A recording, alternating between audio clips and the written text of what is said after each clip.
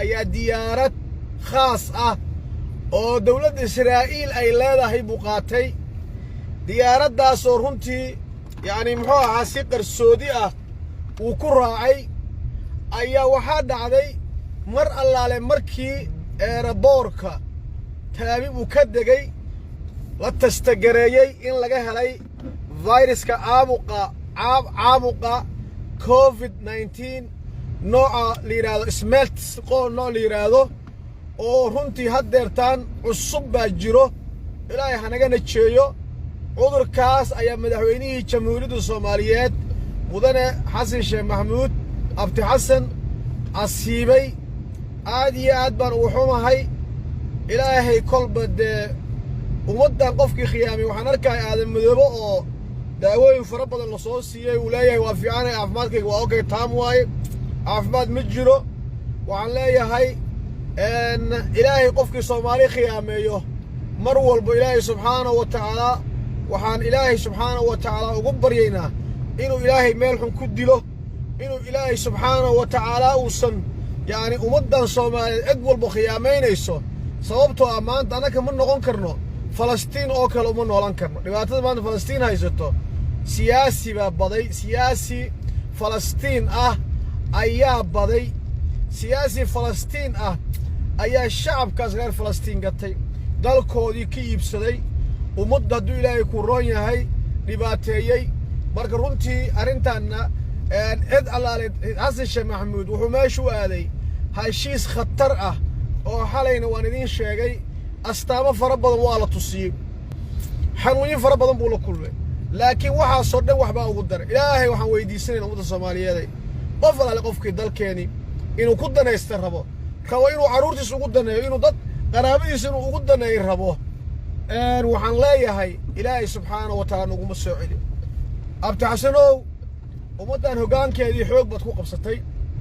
mid raali lagaaga ah ma ahan maanta inaad imaam noo ahaatid oo dalkan aad ma arkin muxuu aad ka taliso mid ummadda Soomaaliyeed raali ka tahay ma ahan ilaahay baa kuu qadaray haddii ilaahay kuu qadaray waxaa lagu yidhi dalkaa khiyaamin kitaab baad martay bil ramadaan baa lagu jiray ayadoo ramadaan lagu jiro kitaab baad martay ramadaankii markuu dhammaadayna kitaab ilaahay baad martay ilaahay kitaabkiisa ku qabto kitaabka ilaahay ku qabto maxaa yeelay maanta dastuurku wuxuu yani waxa gacmaha naga xiraayo waxa ummadda madaxweynayaashii hore Soomaaliyeed ayagoo arkaayo waxa maanta gacmahooda xiray sharci baa xiray madaxweyne Farmaajo kama hadli karo maanta ito Soomaaliya god kasto ku dhacdo maanta madaxweynaha jamhuuriyadda Soomaaliyeed mudane maxamed abdullaahi maxamed Farmaajo kama hadli karo oo fashali kama hadli karo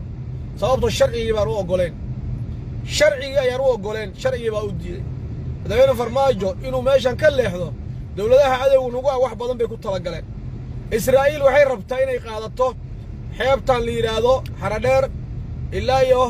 Cadalle meesha la yiraahdo ilaa iyo Baraawe dhulkan Israa'iil waxay rabtaa inay qaadato Israa'iil sababta loo soo dhaweystay nuclear bay leedahay hub bay haysataa imaaraad baa wata qorshaha imaaraad baa hawshan soo abaabulay xasan sheekh maxamuud imaaraad baa waday oo kaxeeyay geeyay meesha la yiraahdo Talaabiib xasan sheekh maxamuud dan ummadda Soomaaliyeed kuma maqno dan wuxuu ku maqan yahay tiisa gaarka ah iyo tii xisbiga cadowga ummadda Soomaaliyeed damul jidid la yiraahdo oo aan u bixiyay dambi jidid aan u bixiyay ayuu ku maqan yahay ilaahay naguma soo celiyo faatahada mar dhamaantiin ilaahay naguma soo celiyo maanta safar baan u dhaqaaqay waa dareemi kartaan abaabulkii shirkii baan ku jira wax dhaqaale ah oo maanta aan hayo 8,000 oo dollar ayaan maanta hayto wax dhaqaalaha guddiga gacantiisii galay wax dhaqaale ah oo guddiga loo dhiibay oo gacanta guddiga maanta ku jiro abaabulkii shirka badbaadada ka hortagga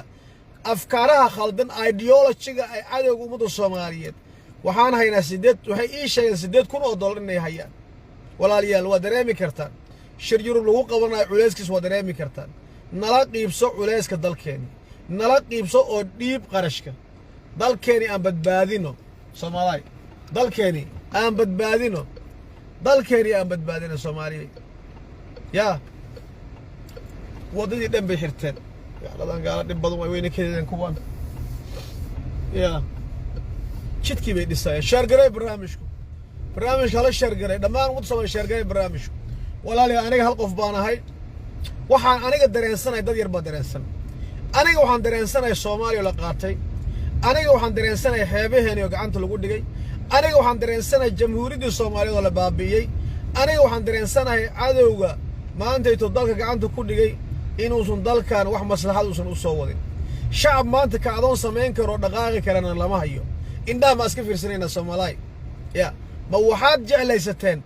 inaan dhibaatada iyo rafaadka iyo halaaga dalkeeni ku soo socdo iyo rafaadka maanta dalkeeni haysto ilma adeeryeelow Soomaaliya inaad indhaha ka fiirsataan ma go'aan ku gaarteen ya inaad indhaha ku fiirsataan miyaad go'aan ku gaarteen ilaahay idinku dhaarshay ya inaad indhaha ka fiirsataan ma go'aan ku gaarteen war waxaa majaarisna siyaan bilaa ku dhacay ya halo kamidala isneela halo jooji baawur jooji barakada Allah idinka qaada jooji aan kala qaybsan waqtiga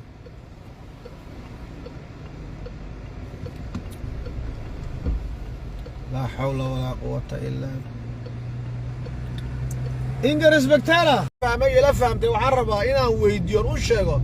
Soomaaliyay dalkan haddii dalkeeni rajaan ka leenahay damul jadiid aan ka badbaadsano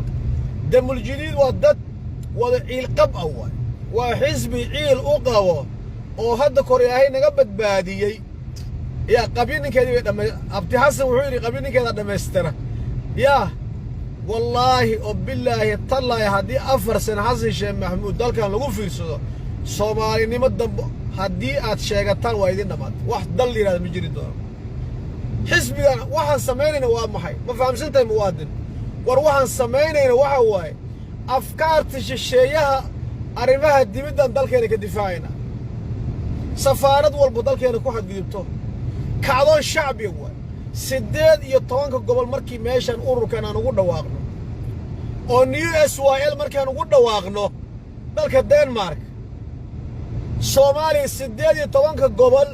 kacdoon shacbi baa la yiraahdaa kacdoon shacbi waay waa lagu wada dhawaaqay wixii dhinta Allah u naxariisto dad baa dhiman in wax naga dhinto la dhamaado la dhibaatoobo oo waxaan ugu tala galnay waay ifamta in la dhinto ya in la dhinto maxaa yeelay dalka mar horeba dhimasho iyo dhiig baa lagu soo badbaadiyay dhimashan ku soo gaarnay meesha maanta aan taagan dad baa dhintay halyeey Soomaaliyeed baa dhintay ya halyeey qaran baa dhintay dadkaas maanta anaga kama qiimo badnin waxa loo baahay marka inta waxaan aniga aan fahamsanay ila fahamsan wallahi wa billahi tallahi warnimiyahow ilaah baan idinku dhaashay aadamadow hadda markii daawada lagu soo shubay oo suntii laga daadiyay loo soo labisay dad laga soo dhigay haddeertan heshiis buu meesha u fadhiyaa hawadii keedii waxay codsatay Soomaaliya ay lahayd in dib loo soo celiyo iska daa aniga waaye mi fahamteen heshiisyadii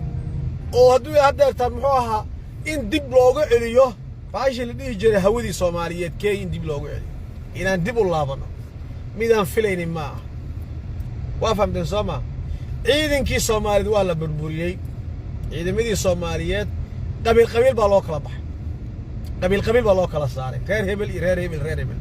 maanta kuwii anigii matalaayay ee koonfur galbeed ku soo jeeday aagagii way ka soo baxeen kuwii jareerta hala dhibaateeyay hal waa loo waayay ciidankii jareerta meelaha jareer weyne oo lagu xadgudbay oo meelihii ayagana ay degeen ilaa dalkan waa la dhacay qof walba meel buu degay jareer weynihii ciidankooda shabeellaha hoos waa ka soo baxeen mi fahamtay waxaana la ogaaday oo soo xaqiijinay kooxdan maanta dalka gacanta ku dhigtay iyo shabaab inay isleeyihiin waa ummad isleh oo walaalo ah 800 jir way yeeshaas 800 waxaan arkaysaa guryo oo dhisan oo kaniisadi iyo wadamadan 800 sano kaniisad jirta halkan ku taalo taa soo dhaafay meesha ku taalo iban shacabka Soomaaliyeed waxaan leeyahay ummadda Soomaaliyeed nimayahow wixii aan fahmay haddaad fahamtayna adoo waxa aan fahmay ila fahamsan 25,000 oo dollar baa Soomaali u baaba'aysa maanta oo 8,000 oo dollar laga hayo 17,000 oo dollar baa dhiman ilma adeeryaalow gabdhaha Soomaaliyeed sharafta leh والله دلكينا waa la qaatay war ani nin yuu shaqeyn jiray baan ahay war xogaha ani aan maqlo xogo wanaagsan maaha waxyaabaha la yaabka leh halay waa liisa wacay wallahi oo billahi oo tallahi waqti waxay ahayd baan malayna 6 saaxiibinimo liisa wacay ee maqlaysaa baa liigu yiri nin Soomaaliyeed oo magaalada Kenya ku nool oo sirkaal ah ciidanka Kenya ku tirsan yahay wallahi oo billahi oo tallahi inaana kelmad baan idin kugu dareyn wuxuu igu yiri ninkaas wuxuu yiri mataqaan ya Soomaaliya xagee loo wada badan iga bilaabay asigoo ooynay u soo wayniga saga Soomaaliya maxaa dhacay baan dhahay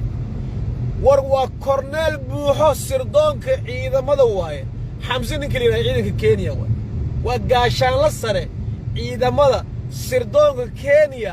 ayaa maanta Soomaaliya ra'iisul wasaare u noqday buu war maxay idin ku dhacay buu war Soomaaliya maxay idin ku dhacay buu askari Kenyaan baan ahay buu sirkaal baan ahay buu meel aan xog ku tabi mala liima ogolna xog sheeg buu magaciga dil sheekh khatar ku jira buu ilma yaryar sirkaalka Kenyaanka